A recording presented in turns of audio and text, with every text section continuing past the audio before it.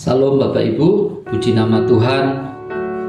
Renungan pada pagi hari ini terambil di dalam kitab Injil Yohanes pasal 5 ayat 8 sampai 9. Kata Yesus kepadanya, "Bangunlah, angkatlah tilammu dan berjalanlah."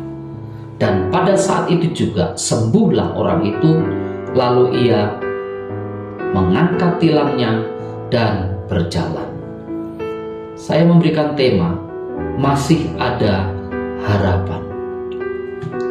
Orang lumpuh yang dijumpai Yesus di kolam Bethesda sudah 38 tahun terbaring dan menanti-nantikan kesembuhan. Bukan hanya secara fisik saja ia bermasalah, namun ia juga secara emosi. Tatkala air mulai bergoncang, orang lain sudah masuk mendahuluinya. Seberapa besar pun keinginan manusia untuk sembuh, sebenarnya Allah sendiri telah merindukan kesembuhan itu terjadi. Kesembuhan yang disiapkan Allah adalah kesembuhan yang total, secara fisik, emosi, ataupun rohani. Bahkan Allah bersedia mengorbankan milik yang paling berharga agar manusia mengalami pemulihan total. Namun hal itu ia lakukan dalam bentuk dan waktu yang ia sendiri tentukan. Saat Yesus datang ke kolam Bethesda, ada banyak orang sakit yang membutuhkan kesembuhan. Namun yang mengalami mujizat hanya satu orang lumpuh. Walaupun kesembuhan berasal dari Allah dan dilakukan dengan cara dan waktunya, bukan berarti manusia hanya sebagai robot saja yang tidak memiliki pilihan. Justru Allah melihat apa yang menjadi kemauan kita dan bertindak berdasarkan keputusan yang kita ambil. Yesus bertanya, "Maukah engkau sembuh?" kepada orang yang sudah bertahun-tahun bermasalah. Banyak orang sakit, namun tidak semua orang sakit tahu bahwa ia sedang bermasalah.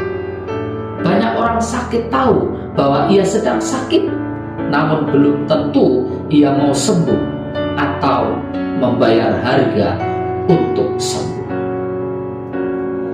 Kesembuhan datang dari Allah dan sangat bergantung akan kehendak kita. Tapi kita tetap harus membayar harga agar kesembuhan itu menjadi milik kita. Bagi orang lumpuh ini, bagian yang harus dilakukan adalah bangunlah, angkatlah tilammu dan berjalanlah.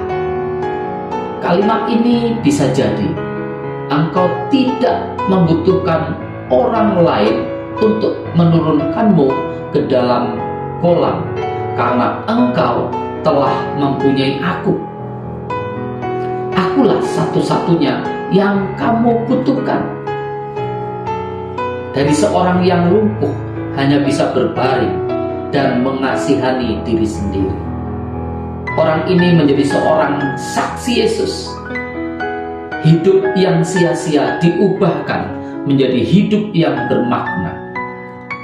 Hal itu terjadi ketika orang tersebut memiliki kehendak untuk sembuh dan melakukan bagiannya. Bagaimana dengan kita? Mungkin ada perubahan dalam hidup yang sedang kita rindukan terjadi. Mungkin ada masalah yang sedang kita gumuli yang menghabiskan waktu, tenaga, ataupun pikiran dan bertanya-tanya, kapankah ini semua berakhir? Atau di manakah Allah ketika aku mengalami penderitaan? Ingatlah, perubahan dan kesembuhan akan menjadi milik kita jika dilakukan dengan cara dan waktunya Tuhan. Di dalam Tuhan selalu ada harapan. Tuhan Yesus memberkati.